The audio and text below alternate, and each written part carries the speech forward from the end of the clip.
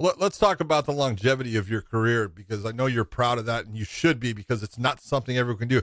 I usually say that, people have, if you have 10 years in this sport, you're doing something right, and you have almost doubled that. Talk about fighting at such a high level for as long as you've been doing it, and with as being as successful as you have been. Well, I think I don't take a lot of damage in my fights. I don't usually get punched a lot. Also in training, I'm careful. Still, there's injuries. Just being smart about it, I think sometimes I fucked up in fight because I was just not feeling it. But I felt like, I messed up a couple times. And sometimes Which one do you think you messed up the most? I think Lavato fights. Second time I fought Jacare. King Mo, I just didn't have the skills to beat him. Back then I wasn't really training wrestling. I was just that was skills. But sometimes I lost because I was unexperienced. But with Lavato I fucked up bad. Well, you said you all these fights, 56 fights. You don't like to get hit, or people don't like to get hit, fighters, and myself included, when I fought for 20 years. It's like, look, we've kept our good looks. John can't speak for that because he doesn't know what it's like. But you and I, Gegard, we've kept our good looks after all of these fights. Very impressive stuff. But I want to go back to what you were talking about with the fights with Lovato Jr., the fight you have with Lovato Jr.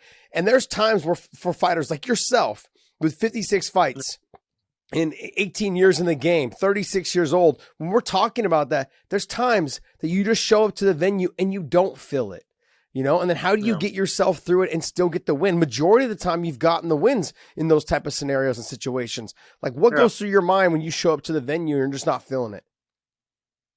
Well, I trained for, I wanted to beat him badly. It wasn't that I didn't train for it. I trained way too long for it, and maybe that overdid it also.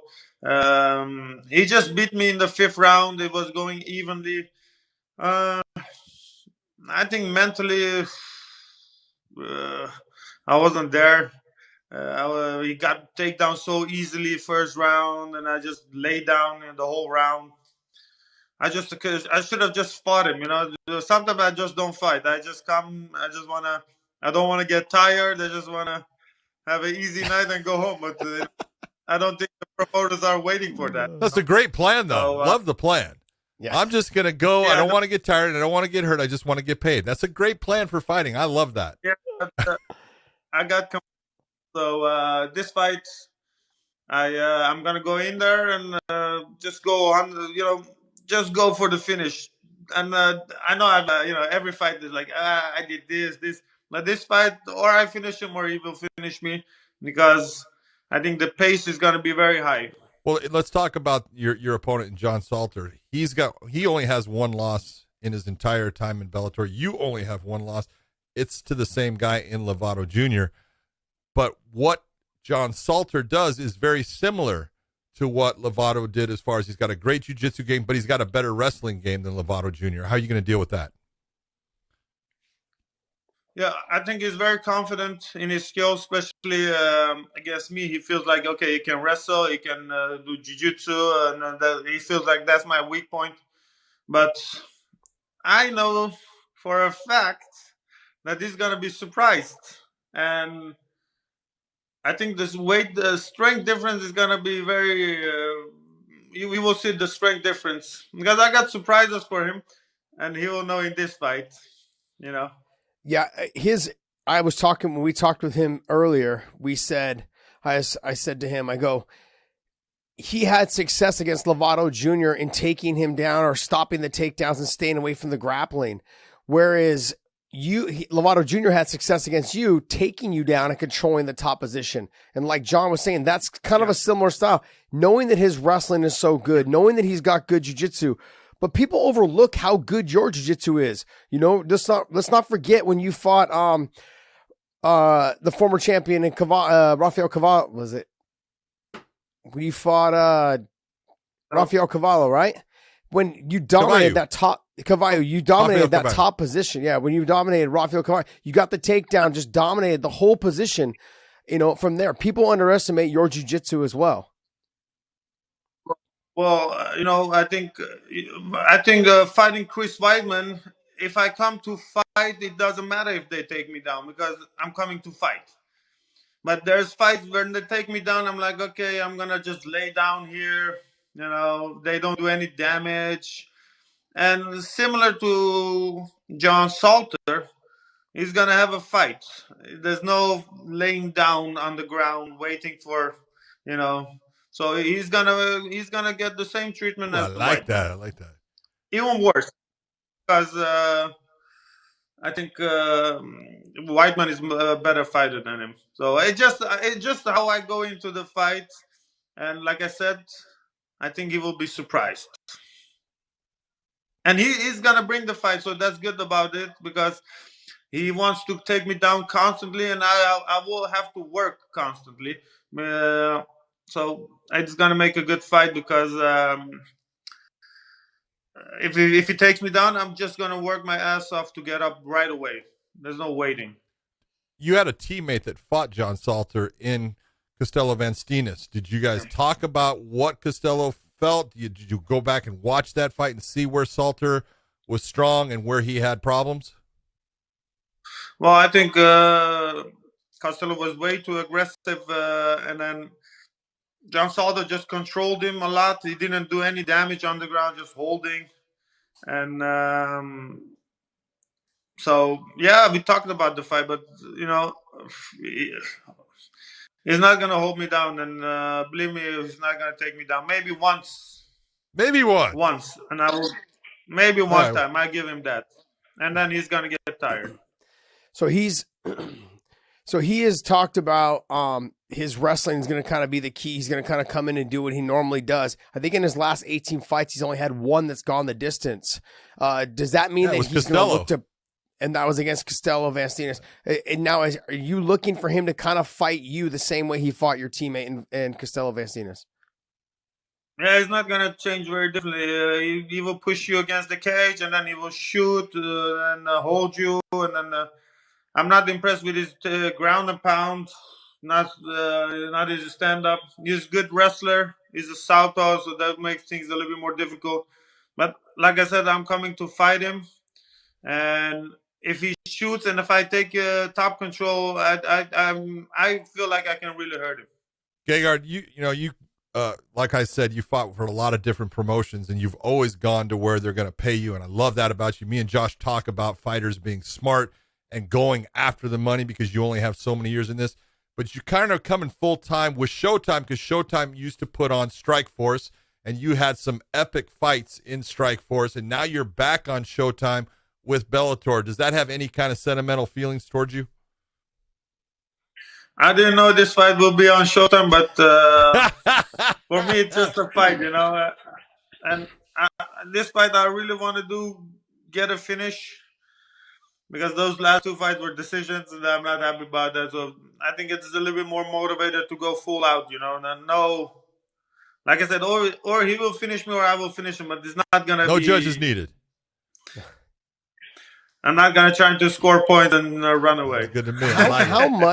How much of an influence was it for you to reunite with Scott Coker, knowing that you'd already fought for him in Strike Force, and then now you're here in Bellator? Scott's the CEO here. Scott Coker is. And was that one of the deciding factors on you leaving the UFC and coming to Bellator? Yeah, 100%. I have a great relationship with Scott. He always treated me well, and he paid me what I felt like I deserved. So I'm thankful, and so also for him, I have to beat this guy up really good. So because they're paying me pretty well, so I shouldn't be. I'm gonna put it all on the line this time. One of the things I know you talked to Scott Coker about is you actually agreed that you would go up to light heavyweight again, where you fought at light heavyweight in the Strike Force, and you're talking about going back up because Scott kind of asked you because he'd like to see maybe you going against someone like Nemkov or the winner of the light heavyweight Grand Prix. Is that something that you have in the back of your mind? Yeah, gaining weight. I fought last year one time. This year is in 9 months later. I'm having my second fight. So this year I also fought maybe once. So going to light heavyweight is not the smartest choice because I need weight. I need. You saw Machida versus Ryan Bader, right? Yep. The weight difference is just too big. You're not gonna put that much weight in 2 months. Yeah. But whoever the champion is, I'm gonna fight. But let's first beat John Salter and then we go from there. I agree. Now he just brought up you going up in weight, but there's a new champ now at 170, and you fought two of the former champions, Douglas Lima, and then also Roy McDonald. And you had dominant performances against both of them. But now there's a new champion, Yaroslav Amosov, who's undefeated, has the best record in MMA. Is there a potential matchup between you and him? Because you have talked about possibly maybe even going down because you're not a big middleweight either. Well, I'm not gonna make 170. I thought I could, but I would die. I would just have to cut one of my nuts. Oh, hold on. We heard about that whole thing with Bert Kreischer. Heavy, my nuts are very heavy, but no more 170 guys. I mean, if I fight 170 guys, you don't get. It's not okay, the same. I gotta ask you a question. Have you ever heard of a guy named Bert Kreischer? Oh, geez, yes, please. Bert Kreischer, he's a comedian. He was talking about you on the Joe Rogan podcast. Oh gosh. It's hysterical. Yeah, I know. You know what that podcast delivered me? What? I got a picture of a naked guy showing me his Oh, jeez. Well, I thought you were going to say... didn't get me any fans that... I thought you were going to say you got like a Condom Depot sponsor or something. There you go. No girls messaged me after that podcast, but just one gay guy sent me a naked picture. Oh, you got to let him know, baby. You. Tell him, hey, thanks for coming to my DMs with the big dick energy, buddy. I appreciate it. And I don't know why, but the guy had a big, huge ass. It was so disgusting. It's fucking great. Yeah, that's, if you guys haven't heard that story, man, that's one of the funniest stories on the Rogan show. You said Bert Kreischer talking about, and then even Brendan had brought it up too, going, yeah, man, I heard the story about Gegard in the sauna, and I heard it's just big dick energy, because he walks around with the big dick energy, kind of humble, keeps to himself, very soft spoken. He's just got a big old swing, just a big old swinging dick. It's great. I love it. I fucking love it. It's so funny. I was actually telling John about the story before you came on. I was like, you and I had fought on a couple of the Strikeforce shows before, but I had seen you fight, didn't really know you. But then after I beat Gilbert Melendez, the first time you had reached out to me and asked me about my conditioning and cardio routine. And then ever since then, you and I have kind of been, friends ever since then. I mean, realistically. So, you tend to fight at a pace, though, that kind of gets people to fight into their pace. Like you did with the Lima fight. You were touching him. You were winning the rounds. They were close, but you were winning the rounds. He wasn't active. But a lot of people respect your They respect your technique. They respect your skills. And you kind of get them to fight at your pace. When you fought... Go ahead. I'm sorry. When you fought Rafael Lovato Jr., he was the one that was the aggressor. And I feel like if you look at Salter and the way he fights, he's going to try to fight you the same way that Rafael Lovato Jr. fought you, because the pressure, the takedowns, the consistent movement, you tend to slow people down. He tends to try to push people to break.